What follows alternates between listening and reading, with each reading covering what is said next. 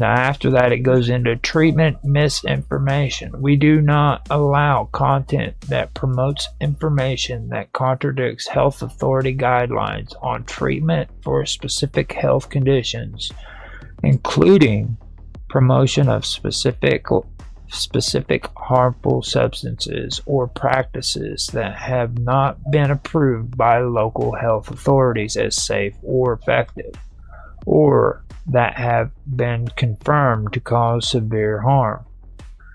These policies apply to videos, video descriptions, comments, live streams, and any other YouTube product or feature. Keep in mind that this isn't a complete list. Please note these policies also apply to external links in your content. All the other has been confirmed to cause severe harm is going to be interesting soon, because it's been reported that the Labour government in Britain is deciding to experiment on children in relation to puberty blockers. Puberty blockers that have been confirmed by people like the BMJ, the British Medical Journal, and other authorities to have caused harm, that can cause harm, that could cause harm. So yeah, that's going to be an interesting one. Now this includes. This is weird. This is the last sentence, and it's the weirdest one of them all. This can include clickable URLs that are verbally directing users to other sites in videos as well as other forms. And, why is that weird?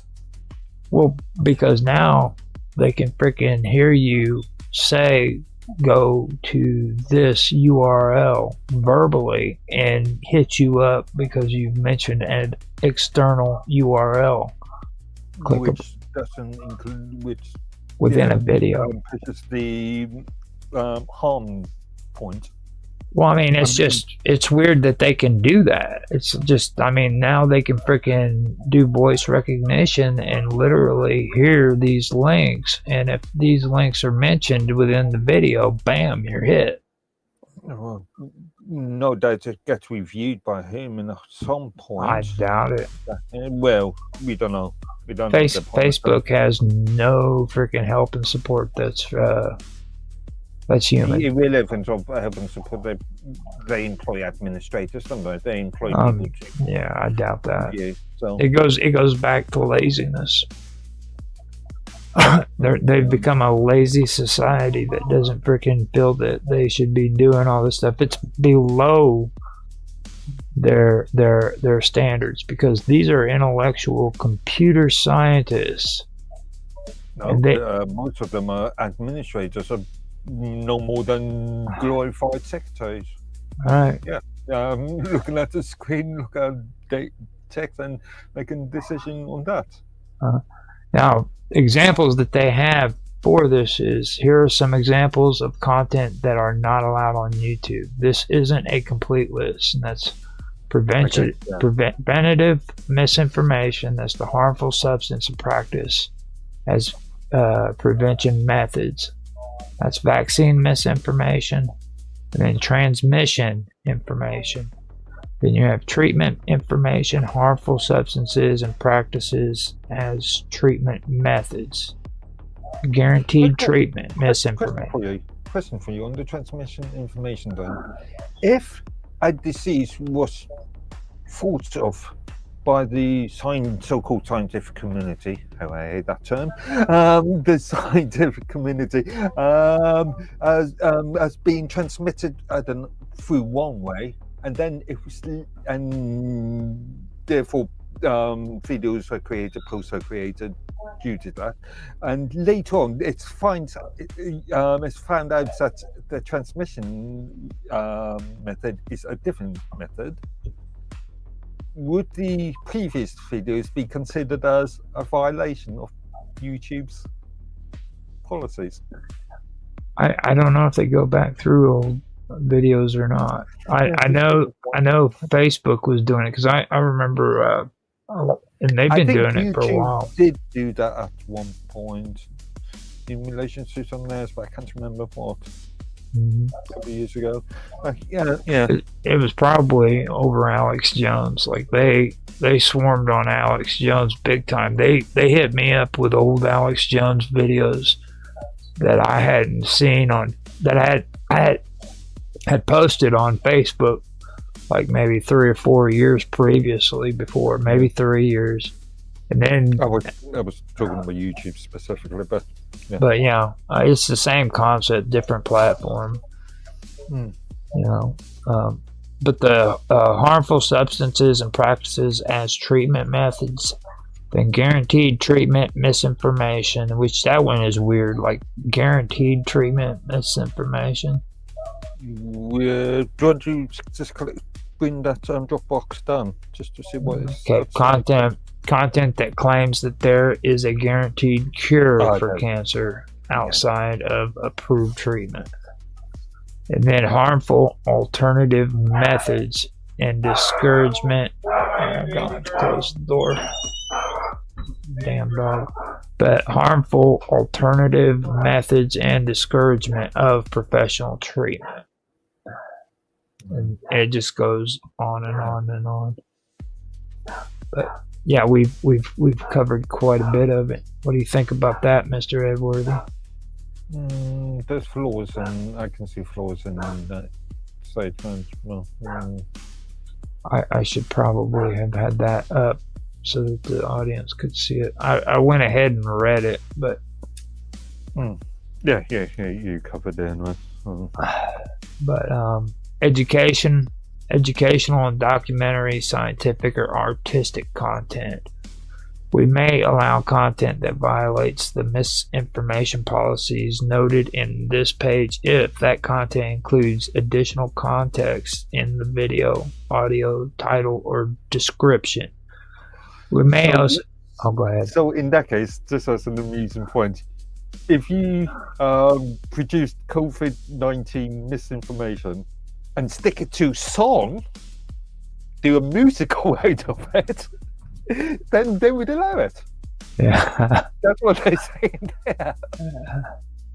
We may also make exceptions for content that is in the public's interest, such as congressional or parliamentary proceedings, campaign speeches, or debates over ongoing government actions. This is not a pass to promote misinformation. Additional context may include countervailing views from local health authorities or medical experts.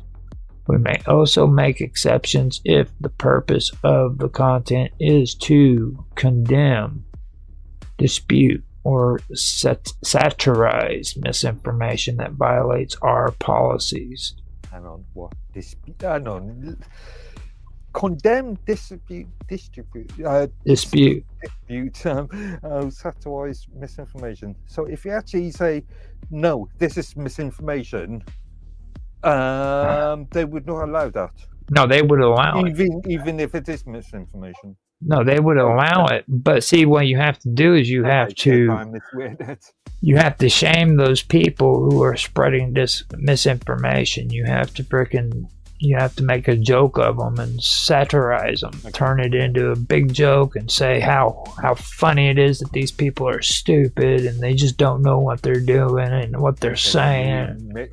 We may make an exception.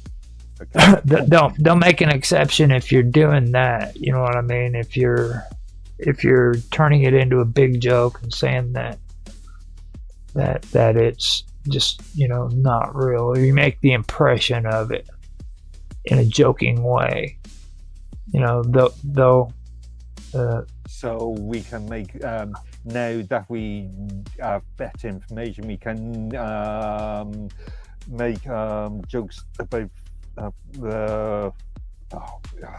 use the American health, US, or was that US health, begins with F surname, World Health Dr. Kevorkian.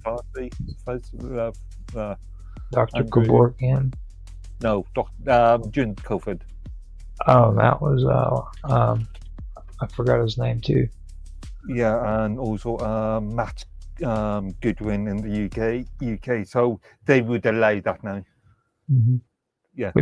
We may also make exceptions for content discussing the results of a specific medical study or showing an open public forum, like a protest or a public hearing, provided the content does not aim to promote misinformation that violates our policies. So YouTube also believes people should be able to share their own experiences, including personal experiences with vaccinations, for example. Now, this means we may make exceptions for content in which creators describe first-hand experience from themselves or their family. At the same time, we recognize there is a difference between sharing personal experiences and promoting misinformation. To address this balance, we will still remove content or channels if they include other policy violations or demonstrate a pattern of promoting medical misinformation. Okay, I suppose that's fair. If they're creating other policy violations, anyway. Now, what happens if content violates this policy? If your content violates this policy, we'll remove the content and send you an email to let you know. If we can't verify that a link you posted is safe, we may remove the link. If this is your first time violating our community guidelines, you'll likely get a warning with no penalty to your channel. The 90-day period. You'll have an option to take a policy training to allow the warning to expire after 90 days.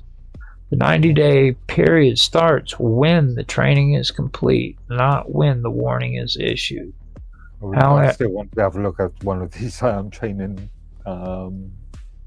programs. However, if the same policy is violated within the 90-day window, the warning will not expire and your channel will be given a strike. If you violate a different policy after completing the training, you will get another warning. You can learn more about other strike systems here. Yeah, but I remember generally what that is, yeah. So we may terminate your channel or account for repeated violations of the community guidelines or terms of service. We may also terminate your channel or account after a single case of severe abuses, or when the channel is dedicated to a policy violation.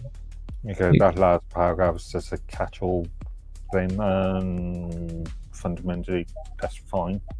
Well, they keep throwing it out like well, yeah, it's a catch-all, it's a legal catch-all thing. Jeffy mentioned that with him, like they what do they call it, they actually have a term for it that they use. I forgot the name of it though, but it's really freaking crazy how they mention it to you when it's like if you turn around and you get a violation and you're not allowed to do your videos and you have an alternate channel set up and you go on that channel to freaking openly post the same shit because you got a strike on the other one before. Okay, well, I sort of, when I was doing moderating a lot of that Minds chat, I was taking a sort of similar approach, depending on severity of issue. How many times did I warn people not to do that?